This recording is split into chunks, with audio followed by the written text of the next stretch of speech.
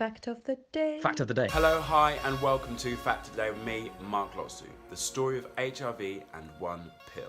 If you contracted HIV about 30 years ago, then that's it. You'd die. There's nothing that could have been done. In 1981, there are a number of healthy young men in Los Angeles and other US cities who suddenly became ill and were dying from these rare infections and cancers. And something's weakening their immune system to the point where they're becoming infected and dying from these other diseases. And normally their bodies would be able to fight off these other diseases very easily. And the weirdest thing was, these diseases were highly prevalent amongst the gay community, injection drug users, and people that had blood transfusions. And then cases started to pop up in other countries, and it was clear that this was a worldwide disease and there was no cure.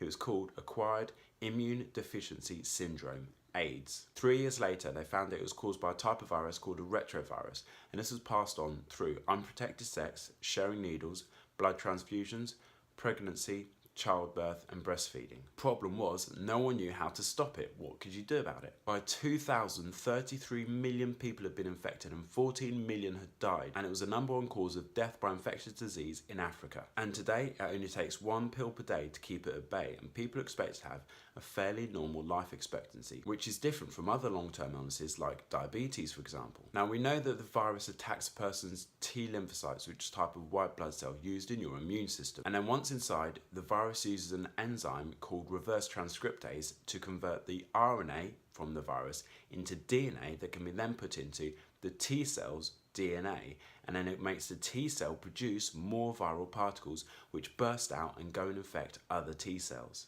and repeat the process over and over again. So the first step in tackling it was with drugs called antiretroviral drugs, and one of these is called a reverse transcriptase inhibitor. So this disrupts the early reproductive life cycle of the virus, and it stops the RNA from being converted into DNA, so therefore the viral particles can't reproduce. The problem was, whenever HIV replicated, it changed so quickly that it quickly became drug resistant, so therefore some drugs wouldn't work on it anymore. People who were infected had to take lots and lots of different types of pills in order to try and keep it under control, and they had horrendous side effects. So the most effective form of treatment is to take 2 types of reverse transcriptase drugs, as well as a protease or an integrase inhibitor drug, and this reduces viral particles to almost undetectable levels in the blood, and it's a massive win because now these can be taken in either 1 pill a day or 2 pills a day. Big issue now is diagnosis, because for 25 to 50% of people, they're diagnosed at a point where their immune system is already massively weakened, that they're susceptible to attack from other infections. So the treatment right now is really good, but the diagnosis needs to be earlier.